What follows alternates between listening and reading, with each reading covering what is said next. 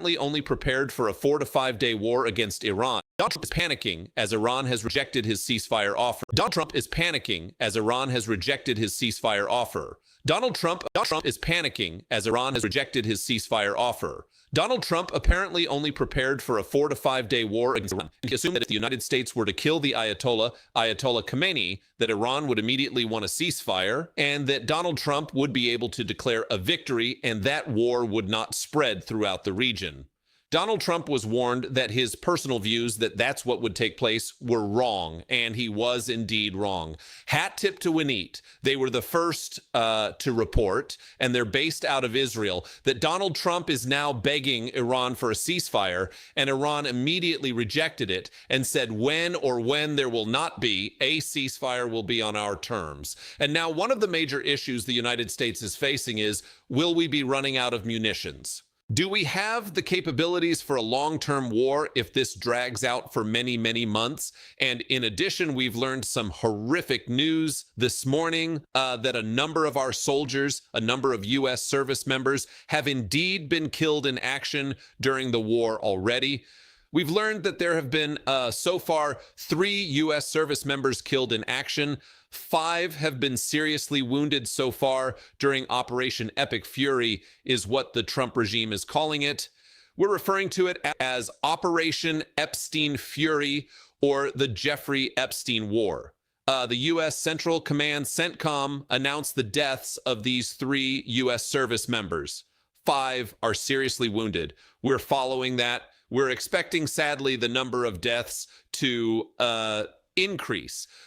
These casualties, as Open Source Intelligence Defender also notes, these casualties are likely the result of Iranian ballistic missiles and one-way attack drones that have been striking U.S. bases in Bahrain, Kuwait, and the United Arab Emirates, with some bases suffering much more serious damage than had been previously reported or announced by CENTCOM. Indeed, our government is giving false information, saying that the attacks have not been serious against our bases, only for us to learn later that they are indeed very, very serious.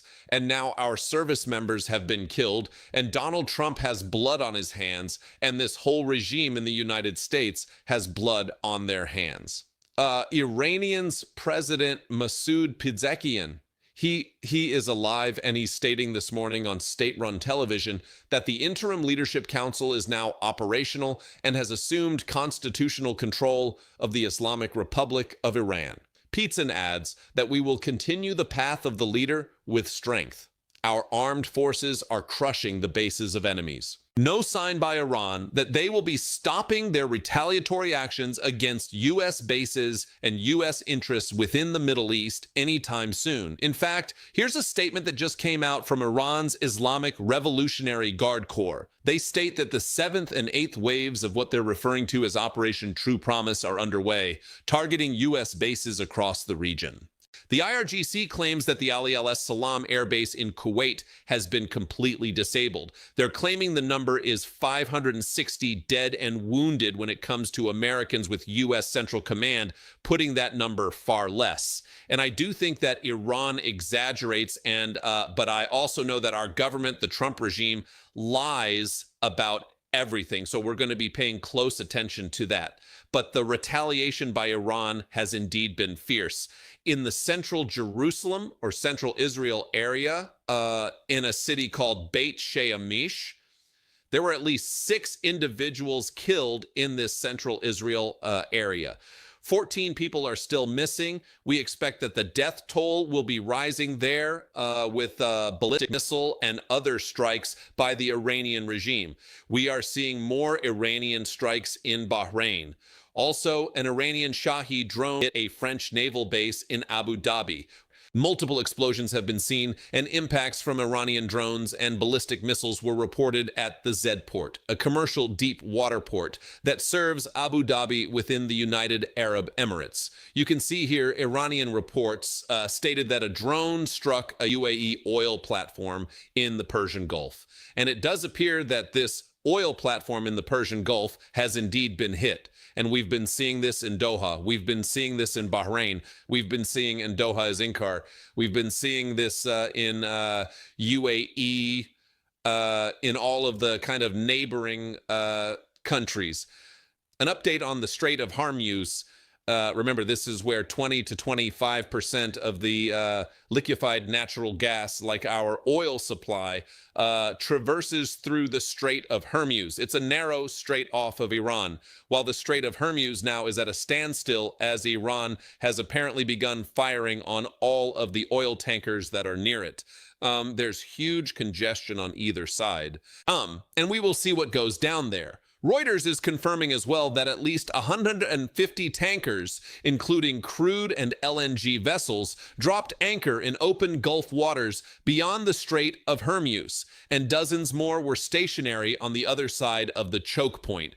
Shipping data showed after U.S. and Israel strikes on Iran. I'll just show you what's going on around.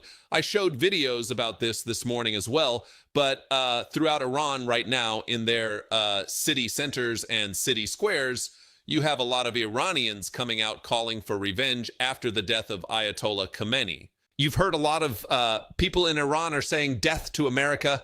You hear chants like that. Just look at this scene.